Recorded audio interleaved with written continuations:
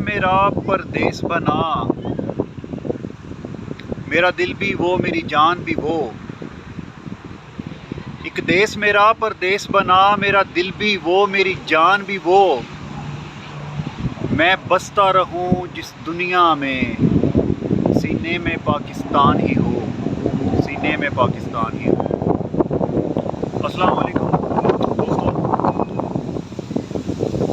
आज के व्लॉग में मैं इस चीज़ पे बात करूंगा कि मेरे वो भाई जो मेरी तरह इस चीज़ के ख्वाहिशमंद हैं कि वो बाहर अब्रॉड आके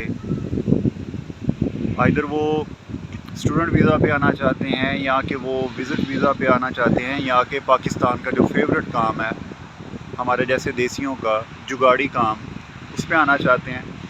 तो मैं उसके लिए एक ये शॉर्ट सी वीडियो बना रहा हूँ। इस वीडियो में अगर आपके कोई फर्दर क्वेश्चंस हों तो आप कमेंट सेक्शन में वो पूछ लीजिएगा। मैं उस पर कोशिश करूँगा कि मैं अगले व्लॉग में उनके आंसर करूँ, या मैं अगर आपको टाइम स्पेयर कर सका तो मैं आपको डेफिनेटली 1-to-1 भी रिस्पॉन्ड करने की कोशिश करूँगा। अच्छा, हम जब बाहर की बात करते हैं तो डेफिनेटली जिस तरह के मैंने अपने शेर से आगाज़ किया कि परदेस परदेस ही होता है।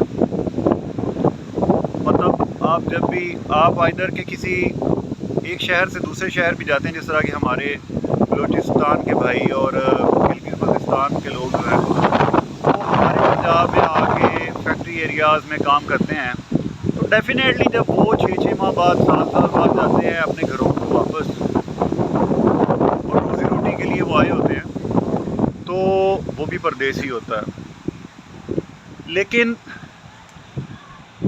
हम उसको कभी भी परदेस नहीं कहते।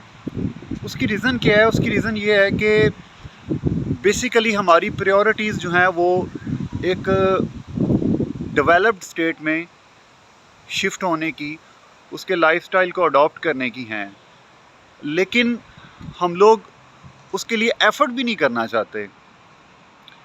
चलें, एक तो मेरे जैसे कमज़ोर दिल के लोग जो हैं वो अपने मुल्क को सुधारने की कोशिश चलो नहीं करते, तो वो ये कहते हैं कि शॉर्टकट मारते हैं। तो जो सहूलतें हम अपने मुल्क में चाहते हैं और हमें गवर्नमेंट नहीं दे पा रही, या कब्ज़ा माफिया हमें नहीं दे पा रहा, जो कि डेफिनेटली अगले 100 साल में भी पाकिस्तान वहीं पे ही रहेगा जहाँ पे है, क्योंकि पिछले 75 साल से जिनके हाथों में, अगले 100 साल में भी उन्हीं के हाथों में है। तो डेफिनेटली मैं आज पॉलिटिक्स पे बात नहीं करूँगा। तो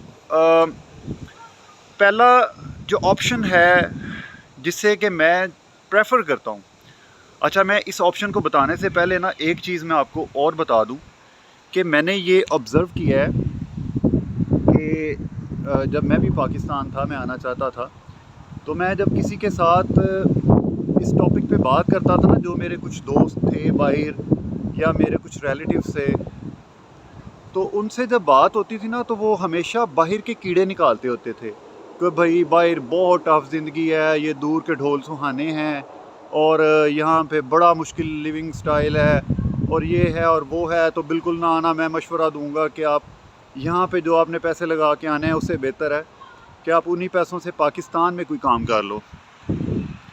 तो मेरे भाइयों, मैं कोई गलत वर्डिंग नहीं उन लोगों के लिए यूज़ करना चाहता, लेकिन मैं आपको ये मशवरा दूंगा कि आप इस तरह के लोगों की पहुंच से दूर रहें, और उनसे आप जब भी कोई आपको इस तरह का कोई बाहर के किसी कंट्री के बारे में जो वहाँ पे रह रहा हो और वो वहाँ पे कमेंट करे ना उसके बारे में, उसके कोई आपको ड्रॉबैक्स बताए, उसके कोई वीक एरियाज़ बताए, तो मेरे भाइयों आपने सिर्फ एक सवाल उससे करना है, कोई लंबी चौड़ी बहस नहीं करनी। और वो सवाल आपने ये करना है कि भाई अगर इतनी टफ़ लाइफ है वहाँ पे, तो आप वहाँ पे मैंगो चूप रहे हैं, आप आ जाएँ पाकिस्तान। आप वहाँ पे क्यों बैठे हुए हैं? खुद वहाँ पे बैठे मज़े मार रहे हो, वहाँ पे डॉलर कमा रहे हो, पीछे जो है वो मरब्बों के मरब्बे लिए जा रहे हो, और हमारे जैसे देसियों को आप लोग कहते हो कि इनका लाइफस्टाइल ना बेहतर हो जाए। जो हमने अचीव कर लिया है वो ये ना अचीव कहीं कर लें।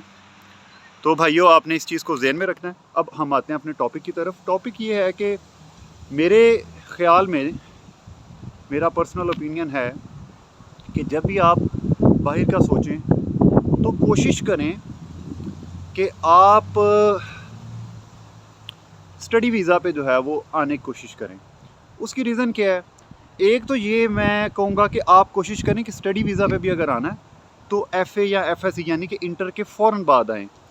वो एक एज ऐसी होती है कि उसमें आप मार खा भी लेते हो और आप पॉलिश भी हो जाते हो।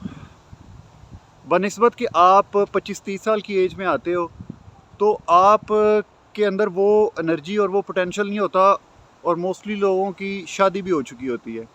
तो हमारे मुल्क में तो शादी को वैसे ही जो है वो एंड ऑफ लाइफ समझते हैं, but it's just a beginning.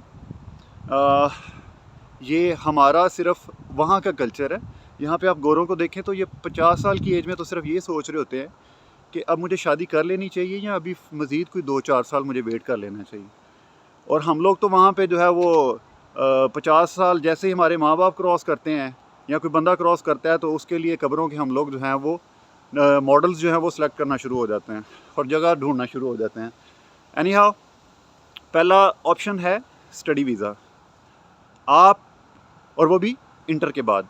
अगर आप उसके लिए एलिजिबल नहीं हैं, या लेट्स सपोज़ आपने इंटर किया और आपने कोशिश की और आपसे जो है वो आइल्स क्लियर नहीं हुआ, तो आपके लिए जो सेकंड ऑप्शन है वो है कि आप ग्रेजुएशन करें और आप जो है वो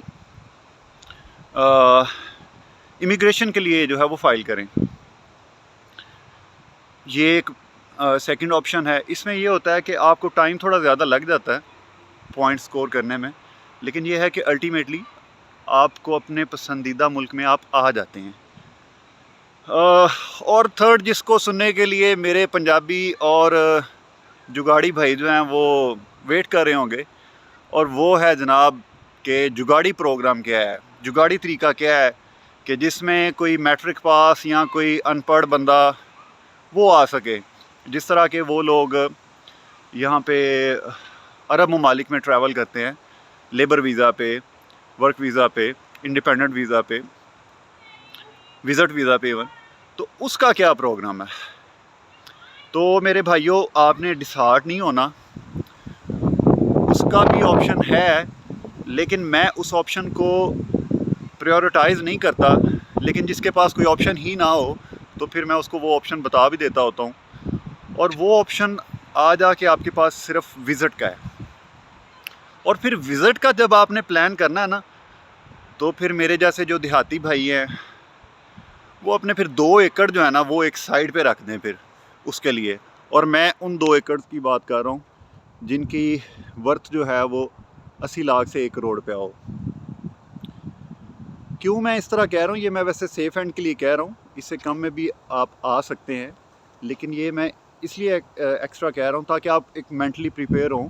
क्योंकि हम लोग पाकिस्तानी तो जब 10 रुपए की चीज़ लेने चले जाए ना दुकान पे, तो वो आगे से वो 12 रुपए की कह देना, तो साढ़े पिंड दियां माइयां जड़ियां ने उत्थे रौला पा लेंदियां ने, अद्धा घंटा उस चीज़ ते खप के ते अखीरी उहदे कोलों जिहड़ी है ना वो 11 रुपइयां दी ही लैके आंदियां ने। तो वो उन माइयों जैसे जो मेरे भाई हैं वो ज़रा फिर या तो फिर इस तरफ सोचें ही ना, पाकिस्तान में अपना जुगाड़ प्रोग्राम चलाएं, या फिर अगर इधर आना है तो उसके लिए फिर जो है वो थोड़ा सा इतनी इन्वेस्टमेंट साइड पे करें। ये थे 3 ऑप्शन। इन पे फर्दर एलेबोरेशन मैं फिर अपने किसी और व्लॉग में करूँगा। और आप अगर कुछ चाहते हैं, मैंने जिस तरह के अपने पहले व्लॉग में ज़िक्र किया था कि मैं ऑस्ट्रेलिया में क्योंकि अभी रह रहा हूँ, तो मैं यहाँ कोशिश करूँगा, क्योंकि मैं जब से यहाँ पे आया हूँ मैं हर चीज़ में पाकिस्तान के साथ कंपैरिजन कर रहा हूँ। जो भी चीज़ मेरी नज़र से गुजरती है मैं देखता हूँ कि पाकिस्तान में ये चीज़ कैसी थी, तो मैं आपको वो डिफरेंसेस दिखाऊँगा आहिस्ता आहिस्ता। तो मेरे साथ जुड़े रहिएगा और अपना बहुत सारा ख्याल रखिएगा, अपने घर वालों का भी, क्योंकि मैं यहाँ पे बहुत मिस करता हूँ उनको। ठीक है, और पाकिस्तान जिंदाबाद। Thanks for watching. अल्लाह हाफिज़।